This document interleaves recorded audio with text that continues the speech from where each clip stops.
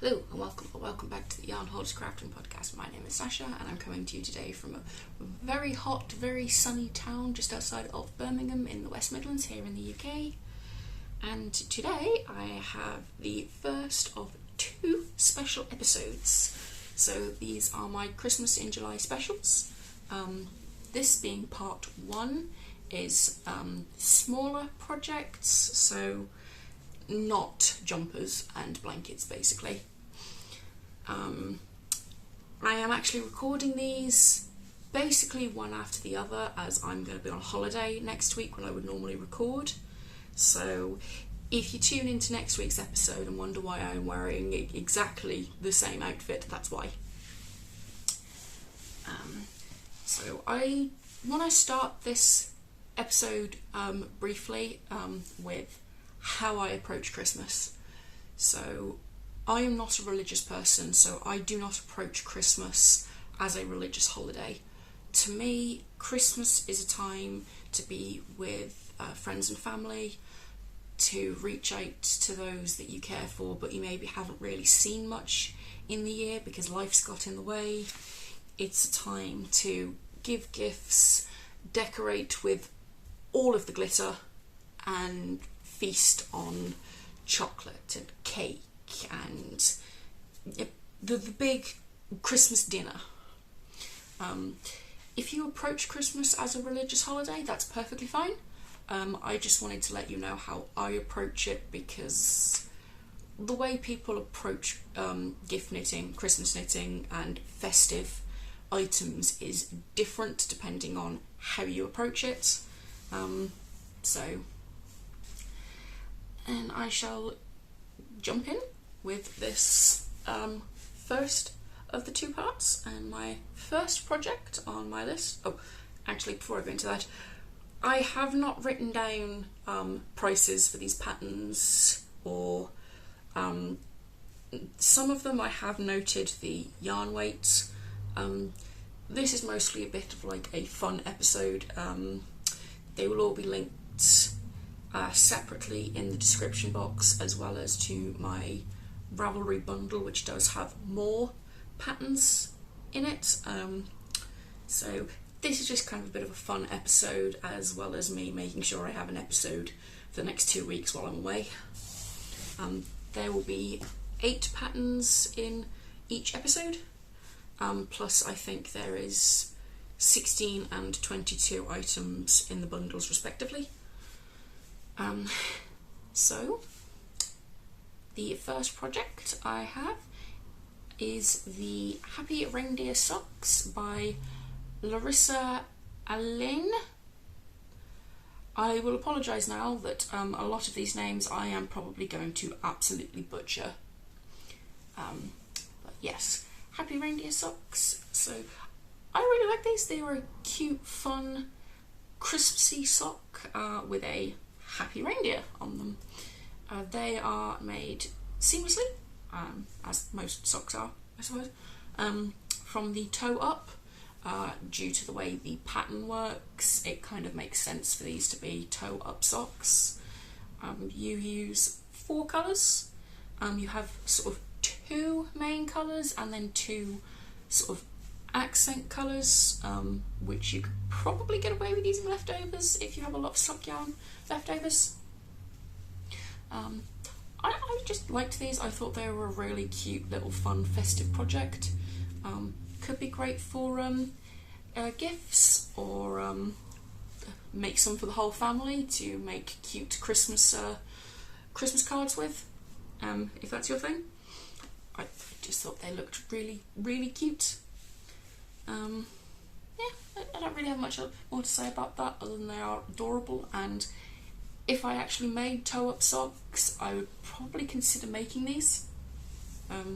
Unfortunately, I don't make toe-up socks because I can never get them to look neat, so we shall see. The next pattern is the Reindeer Romp Beanie by Rosie Posey Knit Co.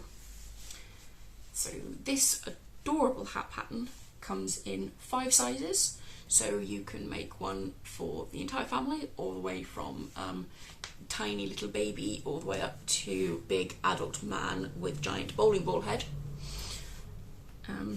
It is also a fairly quick knit because this is a Aran / worsted weight yarn, so would probably knit up really quickly, and the colour work for the reindeers would make it very, very sort of one more row, one more row, one more row. Oh dear, I finished the hat. Such a shame. Time to cast on the next one.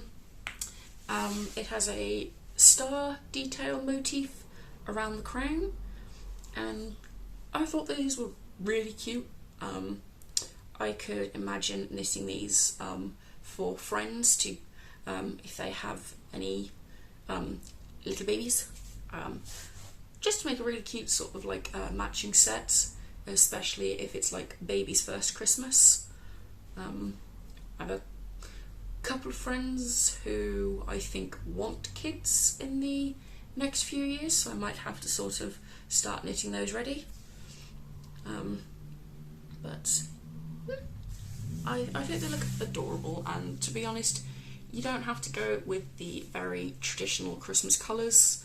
You could make them very neutral in sort of browns, beiges and creams, or be out there full on Christmas with the green, red and white. But each to everybody's taste, I suppose. I might even consider making one for the bowling ball headed person in my life. Okay, pattern 3. I will just say, if you do not like profanity or swearing, please skip to the timestamp down here. I will say the swear word once and then I will censor it. I have also got 2 pictures for this. One that is not censored, and then I will swap it to the censored version. But it is the Fuck Snow Mittens by Shin Long. So these are Salbu style mittens. As I say, they come in a censored and a non-censored option. It's a 2 colour, which I think is traditional for Salbu style mittens, but with the way they are designed, I think they would knit up incredibly quickly, just because it'd be very Moorish with the different colour work charts, different sections. You constantly just wanting to get to the next part. They're, I think, a really cute idea, especially if you have, say, an edgy, moody teenager in your life, or somebody that's constantly complaining about it being cold, and there is multiple people in my life that are constantly complaining it's cold. Including now while we're in the middle of a heat wave, he's complaining he's cold. But the F Snow Mittens would be adorable in bright colours, sort of maybe do a neon pink and black, or you could go more sort of Snow Queen with the blue and white, which I think one of the pictures I've got is in. Just a lovely idea. They're a little bit different. They sort of move with the modern times. They could be a very cute gift knit for Christmas, or just very good for the colder months, to help keep that annoying cold person warm. So yeah. If you skipped ahead and are rejoining, welcome back. The 4th pattern I have is the Festive Llama by, I think this is a Japanese name. It could be a different type of Asian name, but it kind of strikes me as being Japanese, but it is Shakio Ishii, I think. It should be on screen. This is an adorable little llama. I don't think it was necessarily supposed to be a Christmas pattern, because it's just called Festive Llama and it's wearing what I'm guessing is festive, kind of Mexican festive. Anyway, this could be really easily adapted to any holiday. It doesn't necessarily have to be Christmas, but you get a red, white and green poncho and a little mini bobble hat and call it Christmas. It doesn't use up tons of yarn. I believe it's a DK weight, but if you're mostly a fingering weight knitter, just hold your scraps double for it. And they could just be cute little knits for gifting to people. Very nice to put on a mantelpiece or bedside table or something. Or you could actually put a loop through it so you could hang it on a tree or something. I will just say this pattern is knit flat and sewn up. So if you don't particularly like sewing up, this probably isn't the pattern for you. But I think it looks adorable. I could see myself making some at some point. Pattern number 5 is the Christmas calendar by... I'm just going to put this name on the screen because I wouldn't even know how to start pronouncing this. I'm guessing it's some kind of Nordic-esque name. Scandinavian. But yeah, I wouldn't even know how to pronounce that first name. I think the last name is probably pronounced Lunan or Lunan. But I don't want to butcher that person's name. So... And these are a reusable, build your own advent calendar. However, I've put it in this section because they are teeny tiny little bags that you can then add the numbers on with duplicate stitch later. Otherwise, they're just cute little bags that have little striping details to keep them interesting. They also have a little I-cord to cinch the tops up. And I've made this pattern. I've used this pattern to make little bags. A few years ago I made a whole load of them and put chocolates and joke gifts into to give to all of my friends with their main gifts. I tend to make like little gift baskets for people, and they went down quite well, and every single one of them now puts them on their tree at Christmas. But yeah, you could string them together. If you hear my phone going off in the background, it's because my mum is determined to text me 500 different options for whatever it is she was going on about yesterday. I apologise. But yeah, you could string it together to sort of hang up between hooks, wrap it around a tree, or use lots of little ones to give Christmas favours, birthday favours. You could use them for anything, really.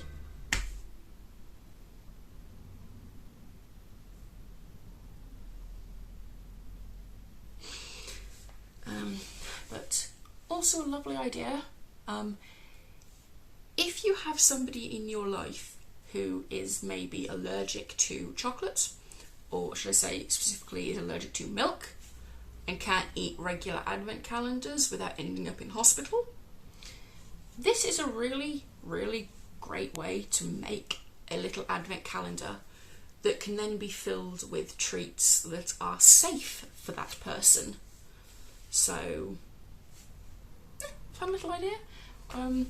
I know for some people the dairy-free advent calendars are extortionate compared to regular ones. So this could be a great way of sort of getting it set up and then filling it with little bits now, be that buying lots of little dairy-free chocolates that can go in there, or little sweetie packets, stuff like that. Doesn't necessarily have to be that. I know some people who will put in a brick of Lego into each little pouch and at the end of the 24 days, the child has built a little toy, which I think is a really cute idea. Also, if you're trying to maybe lessen the chocolate consumption before the big feast of Christmas dinner, really good for scraps, or you could just buy 3 or 4 colours to make a cohesive project. Completely up to you.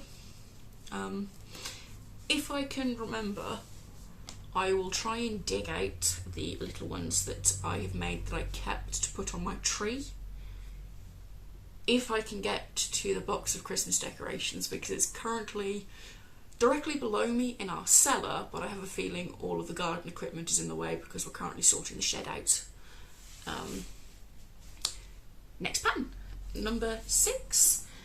So these, probably another good scrap busting project, is the Christmas lights decoration by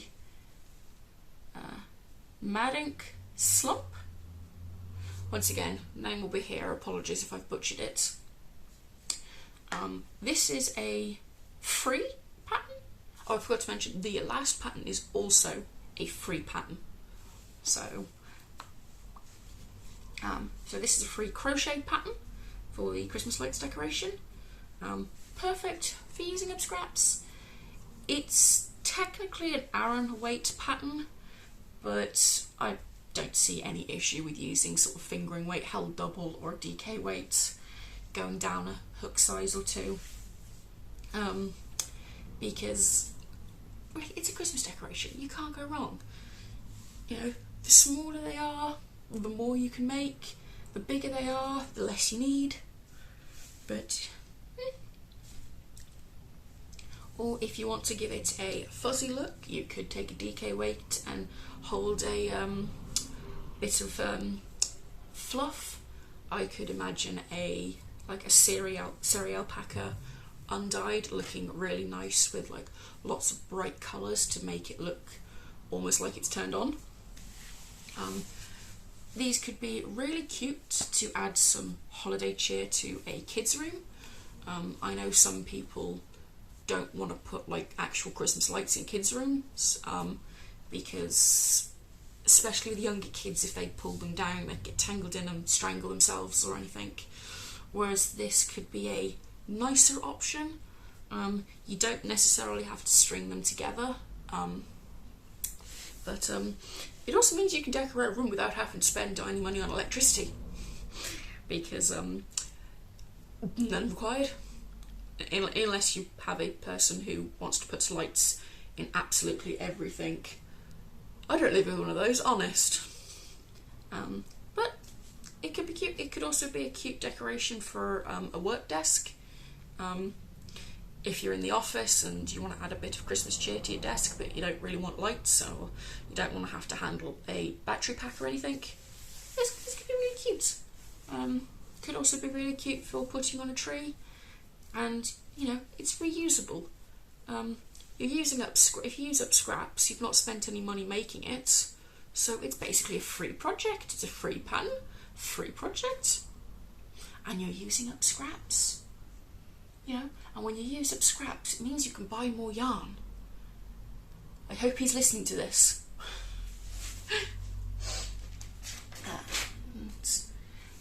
Project number 7, and if you've been watching some of my regular episodes, you might realise I started knitting a gnome. Totally haven't got the you know, gnome bug or anything, but this is Rowan the gnome deer, the gnome reindeer. I want to say gnome deer then. Gnome reindeer by CB Makes, and this is adorable. It's a crocheted reindeer. I think there is a knitted pattern by a different designer.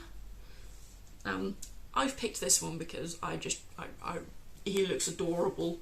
Can you say no to that? But crocheted in DK weight yarn on a 3mm. This would just be adorable, again, sitting on a desk at work, put in a kid's room, just maybe put up on the mantle, sort of make two of them to sit on either side. And you can customise this quite well. I mean, if you've got some red yarn left over, you could give him a red nose to imitate Rudolph. You could customise the hat into the favourite colour of the person. Use a rainbow yarn to make it rainbow coloured. It's got a little bit of colour work to keep it interesting, and you can do lots with it. Add a little bit of fluff to the rim of the hat to make it a Santa hat. I mean, realistically, with all of these, the only thing that's going to hold you back is your imagination. If you can imagine it, you can make it. And to be honest, a lot of the patterns on this list I am tempted to make just because they're so small. I've obviously already made one. I am tempted by a pair of the mitts. I won't say it, but I'm tempted by a pair of those. I'm also tempted to make some of this last item I've got. So the 8th and final item on today's list is the Wee Wildlife Sweaters by Kathy Lewinsky.